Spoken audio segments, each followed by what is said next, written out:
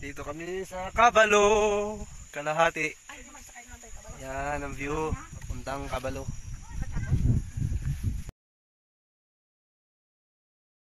Po, ako po pala si Pastora May Jane Cinco. Ako po ang host pastor ng Mintex Foursquare Gospel Church. Aming simbahan po ay matatagpuan dito sa Sitio Mintex, Barangay Tamontaka, Dato Odin Sinswat, Maguindanao del Norte. Aming simbahan po ay 3 taon pa lang po nagsisimula. Ngunit on our 2nd year ay nagsimula na po kami gumawa or mag-respond sa tawag ng Panginoon sa paggawa ng misyon. So we started our mission dito po sa lugar namin, which is located po sa North and South UP, Maguindanao del Norte.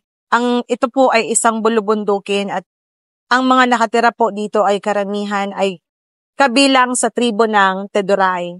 So nagsimula po kami nung unang inutos sa amin ng Panginoon na gumawa ng mission. The time that we started our mission, at first po ay hindi po namin alam kung ano ang gagawin.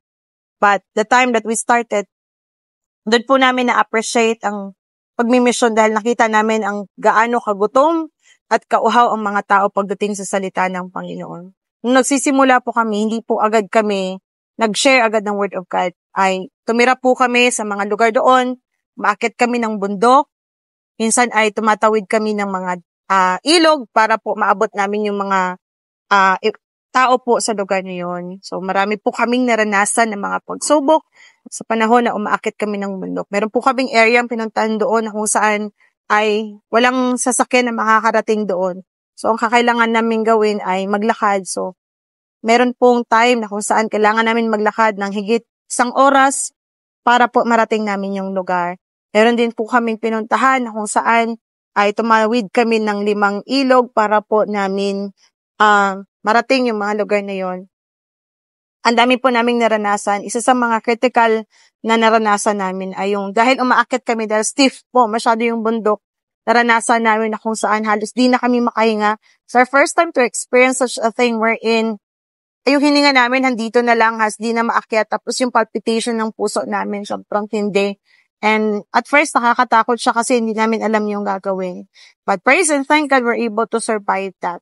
Sa pang-experience namin ay yung, hindi namin kasi unpredictable pala yung panahon nila doon sa taas ng bundok. So, pag una, maganda ang panahon, maya-maya, iiba na yung panahon. So, on our experience, medyo nakakatakot siya in a way na, yung ilog kasi mababa lang talaga pag normal lang yung panahon. Pero pag umulan pala, mula yung doon sa taas, mula doon sa pinakabundok, pababa pala lahat, so may ipon doon sa ilog, kaya umaangat ang umaangat. So pag natangay ka ng ilog na yon, talagang hindi ka na mabubuhay pa dahil yung ilog na yon ay puno ng napakalalaking bato. So nung isang experience namin, nung pumunta kami ay, yung iba naming kasamahan, humabol pa kasi siya in a mission area kasi nga nagtatrabaho sila sa secular world. So kailangan nilang mag-leave. So nung time na yon ay hindi, yung araw na nandun kami, hindi na-aprobahan yung ganong karaming araw. So, almost a week kaming nandoon. So, ilang days lang, humabol lang sila.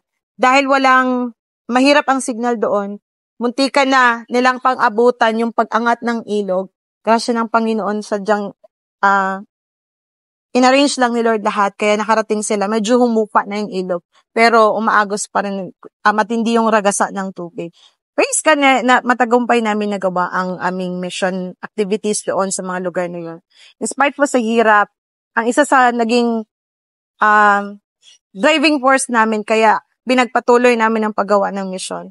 Dahil po sa response ng mga tao sa bawat lugar na aming pinupuntahan, they were so hunger and thirst pagdating po sa salita ng Panginoon. Alam niyo po, sa pinaka nakaka-amaze na experience namin, yung tumira kami doon sa isang area na kung saan almost a week nandun kami, nagtuturo ng salita ng Panginoon. Ay nakaka-amaze, everyday may mga nagsusurrender po ng mga anting-anting, may mga nagsusurrender ng mga kung ano-anong bagay na hindi naaayon sa salita ng Panginoon. At ang dami pong pinalaya ng Panginoon sa lugar na yon. At ang pinakamatindi, ang dami pong pinagaling ng Panginoon sa lugar na yon. It is not our works, but it is theirs. But one thing is for sure, alam niyo po, what I realize, kulang pa po kami.